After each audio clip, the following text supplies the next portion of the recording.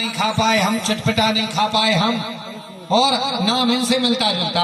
अरे हमारा नाम है धुंधली, हमारे बेटे का नाम होगा धुंधकारी, धुंधकारी नाम होगा। आत्मदेव जी कहने लगे देखो देवी, बेटा तो अपना ही है, नाम कुछ भी रख लो, नाम रखा गया। गौ कर्णो पंडितो ज्ञानी धुंधकारी महाखला। गौकर्ण बड़े ज्ञानी बन गए और धुंधकारी की संगति बिगड़ गई, संगति बिगड़ गई। आत्मदेव जी कभी कभी डांटते कि क्या करते हो ये बेटा गलत संगति में है, लेकिन धुंधली कहती एक ही तो बेटा है, कोई दिक्कत नहीं, संपत्ति इतनी है, इतने पैसे का अपन करेंगे क्या, एक ही तो बेटा है, आनंद करने दो उसको। लेकिन ये बात बिल्कुल कथा अपन को सिखा रही है, नहीं भागवत सबने सुनी, सब जानते हो। यहाँ पर कथा अपन को बताती है कि अपने बच्चों को संपत्ति जोड़ करके दे पाओ या नहीं दे पाओ, थोड़ी कम संपत्ति दे पाओ कोई बड़ी बात नहीं, लेकिन अपने बच्चों में संस्कार जरूर अच्छे देना चाहिए, संगति पर उनकी सदा नजर रखना चाहिए।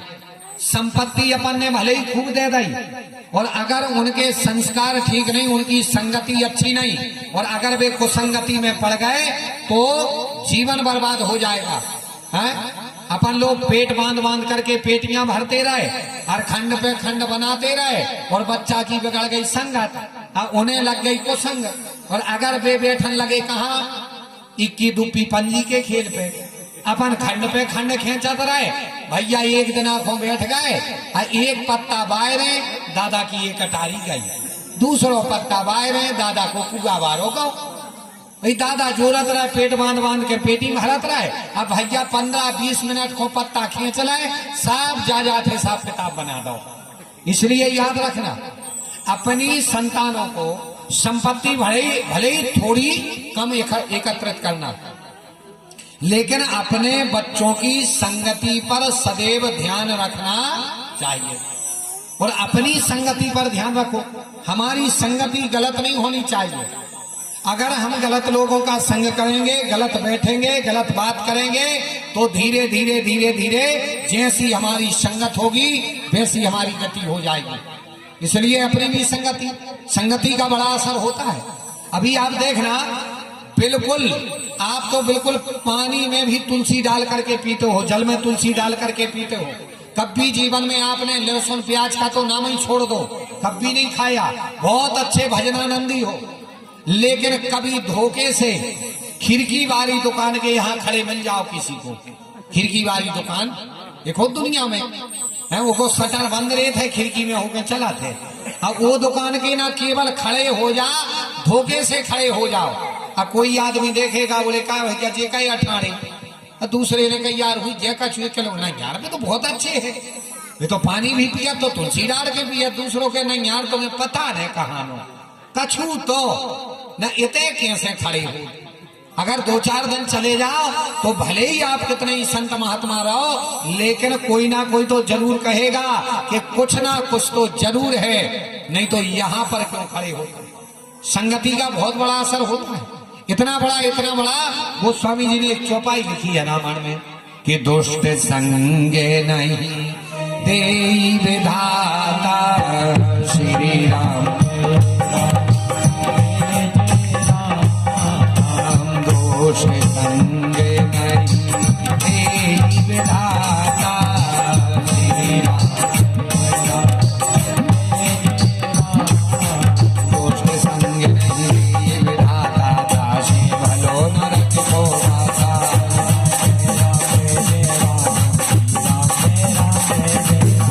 दुष्ट संग नहीं विधाता श्री भलो नरक को माता,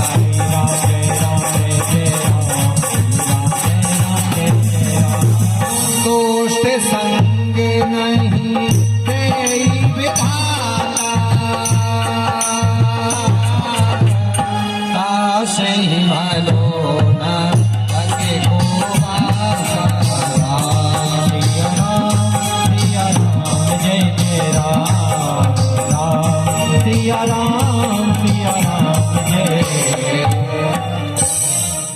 दुष्ट संग नहीं देई विधाता, उत्ता से भलो न रखो, गोस्वामी जी कहते हैं कि दुष्टों की संगति से अच्छा तो नरक में रहना पसंद कर दो। दुष्टों की इतनी खराब संगति क्या बताएं। एक बार मालूम अग्नि देवता हवन कुंड में रहते थे। अग्नि देवता ने मन में विचार करो कि यार हवन कुंड अच्छा है, किसी दुष्ट की संगति करें अपन। सो हवन कुंड को छोड़ करके अग्नि देवता पहुंचे कहाँ? चूल्हे में। अब चूल्हे में गए, सो चूल्हे में भी लोगों ने भोजन बनाए, सेके और पाए, सो छिटकी चढ़ाई। फिर इनने सोची यार चूल्हो भी अच्छो है पर उपकार करा, कोई दुष्ट की संगति करो। दुष्ट कौन है? बोले हमने सुना कि बीड़ी और सिगरेट से जानलेवा बीमारी हो। सो अग्नि देवता पहुंचे कहाँ? बीड़ी में। अच्छा जैसे ही बीड़ी में पहुंचे, बीड़ी में आगी होत के नहीं हो, जैसे ही शुरू में आगी जली, मुंह में आदमी ने दी बीड़ी, जो खींची सो शुरू में वह चमका तो नहीं क्या बीड़ी, शुरू में वह चमकी, माने अग्नि देवता वह खुश। अग्नि देवता कहने लगे यार देखो तो रे आनंद आ गओ, अबे तक तो लोग दूर से पांव पर आते, अब तो मुंह में देने लगे। अब कछु देर बाद वह बीड़ी बढ़ानी, और जैसे ही बीड़ी बढ़ानी सो करिया मुड़ के आदमी ने लाई वह बीड़ी और जमीन पे पटकी और पांव से कुचल देत के नहीं है। अपने इतने कुछ रहा वैसे अपने इतने तो कोई पीता ही नहीं होंगे। साहेब सागर हर में तो सब बढ़ गया है। हम तो क्या करें, खबर आपको बता देता अपन राम धनी तो कमी भाई पैर से कुचल दिया, जबकि हमें और आपको ये भली भांति पता है कि ये जो बीड़ी में आगी जल रही है अग्नि है, और अग्नि कौन है? देवता। देवता है कि नहीं है? लेकिन उस देवता ने भी बीड़ी की संगति कर ली, माने खराब संगति कर ली, तो उस देवता को भी आदमी पैरों के नीचे कुचल देता है। इसलिए जब देवता की ये हालत हो सकती है गलत संगति में, तो हमारी और आपकी तो औकात ही क्या है। इसलिए स्वयं की संगति जरूर सुधारनी चाहिए, अपने बच्चों की संगति पर सदैव नजर रखनी चाहिए। अच्छा ये डांटते तो धुंधली डांटने नहीं देती, धीरे धीरे कुसंग में पड़ गया, मांस का सेवन करने लगा, मदरा का पान करने लगा, जुए का खेल खेलने लगा। आत्मदेव जी कहने लगे बंधवा तू समीचीनम कुपुत्रो दुखदायक, तुम तो बिना संतान की अच्छी थी, ये कुपुत्र संतान होकर के अगर खराब निकल आए तो जीते जी आदमी को नरक देखना पड़ता है। हाँ ये भी 6 दुखों में से एक दुख ये भी बताया गया आदमी के लिए। दुनिया में नीति शास्त्र में बताए गए हैं कि दुख क्या है। कुग्राम वासे, कुलहीन सेवा, कुभोजनम, क्रोधवती च भार्या, मूर्खश्च पुत्रश्च विधवा च कन्या। ये इन 6 दुखों में से एक भी दुख आदमी को हो तो शमशान में जलाने की जरूरत नहीं है। कुग्राम वासे, खराब गांव का वास, बहुत बेकार खराब गांव का वास, जहां पर न्याय नीति की बात ना हो, जहां पर जो है कुछ भी हो जाए न्याय नीति की बात ना हो, ऐसे गांव का वास खराब। कुग्राम वास से कुलहीन सेवा, कुलहीन की सेवा करनी पड़े। कुभोजनम, दिन भर मेहनत करने के बाद में शाम को भोजन मन का नहीं मिले या अच्छा भरपेट भोजन नहीं मिले, ये भी एक दुख है। कुग्राम वासे, कुलहीन सेवा, कुभोजनम, क्रोधवती जो भार्या, पत्नी क्रोधी हो, ये भी एक दुख है। मूर्खस्य पुत्रस्य, बेटा आपका मूर्ख निकल आए, ये भी बहुत बड़ा दुख है। इनमें से अगर एक आध दुख आदमी के लिए हो तो शमशान में जलाने की जरूरत नहीं पड़ेगी, वो अंदर ही अंदर जल जल करके और समाप्त हो जाएगा। ये कहने लगे बंधवा तू समीचीनम कुपुत्रो दुखदायक, तुम तो निसंतान ही ठीक थी, बिना संतानों के ठीक थी, बेटा अगर होने के बाद कुपुत्र हो जाए तो बड़ा दुखदायी होता। हमें नहीं रहना। इन्होंने माला ली और माला लेकर के भजन करने को चले गए। अब तो और स्वतंत्र हो गया, ये और ज्यादा स्वतंत्र हो गया। धीरे धीरे करके इसने नर्तकियों के लिए घर में रख लिया। एक दिन माँ से कहने लगा माँ हमारे लिए जुआ खेलने जाना है, संपत्ति दो। माँ कहने लगी बेटा नहीं है। धुंधकारी ने उनके ऊपर हाथ उठाया। सूजी महाराज कहते ईश्वर, धुंधली गई और जाकर के कुएं में कूद करके अपनी जीवन लीला को विश्राम कर दिया। अब तो ये और स्वतंत्र हो गया, यत्र तत्र चोरी करने लगा। एक दिन राजा के यहाँ चोरी करके धन लाया और धन ला करके घर में रखा। जो नृत्यांगनाएं थी उनने सोचा ये पकड़ा जाएगा, इसे दंड मिलेगा और हो सकता है चोरी का धन लाया है ये घर, सो हमें भी दंड मिलेगा। सो सोते हुए धुंधकारी के गले में रस्सी बांधी और रस्सी बांध करके लटका दिया। जलते हुए अंगारे उसके मुख में भर दिए और धुंधकारी मर गया। मरने के बाद में धुंधकारी बन गया प्रेत। सूत जी महाराज कहते ऋषिवर ये प्रेत बना। गोकर्ण जी बड़े ज्ञानी बने थे, एक दिन अपने गांव में आए और आकर के बैठे तो इनके सामने कभी बेला, कभी भैंसा, कभी कुछ आ जाए। हाथ में जल लेकर के अभिमंत्रित करके छोड़ा। सामने एक परछाई खड़ी हो गई। परछाई से पूछा तुम कौन? वो कहने लगी सरकार अहम भ्राता तुदीयोस्मि धुंधकारी नामतः। हम आपके भाई हैं, आपको पता नहीं है, हम आपके भाई धुंधकारी हमारा नाम। गोकर्ण जी कहने लगे भैया हमने तुम्हारे नाम के खूब यज्ञ किए, खूब हमने तुम्हारे नाम के जो है दान किया, पुण्य किया, पिंड दान किया, श्राद्ध करी, यज्ञों में आहुति दी, और फिर भी तुम भूत बने घूम रहे, प्रेत बन करके घूम रहे। ये बताओ तुम प्रेत बन करके घूम रहे। वो कहने लगा सरकार गया श्राद्यम सते नापी मुक्तिर मेना भविष्यति। अच्छा धुंधकारी ने यहाँ पर भागवत में बहुत विशेष बात बोली है, बहुत समझने की। धुंधकारी बोल रहा कि बड़े भैया गया श्राद्यम सते नापी मुक्तिर मेना भविष्यति। तुम हमारे नाम के गया जी में एक बेर नहीं 100 बार भी जाकर के श्राद्ध कर देना, फिर भी हम तरह नहीं। तो अच्छा ये बताओ धुंधकारी कौन सी वैरायटी का पापी था? नहीं तो अपने धर्म ग्रंथों में ऐसा लेख है कि गया जी में जाकर के एक बार अगर किसी के नाम के पिंडा परवा दो, प्रेत शिला पर पिंडदान हो जाए। गया जी में जो एक प्रेत शिला है वहां पर अगर किसी के नाम के पिंडदान हो जाए तो कई पैरी के पुरखा तर जाते, एक आध पैरी तो छोड़ो। और धुंधकारी बोल रहा हम नहीं तरेंगे, इसका कारण क्या? कारण एक कारण तो ये कि धुंधकारी कहने लगा सुनो सबसे मुख्य कारण ये है कि दुनिया के लोग जानते हैं हमें आत्मदेव का बेटा।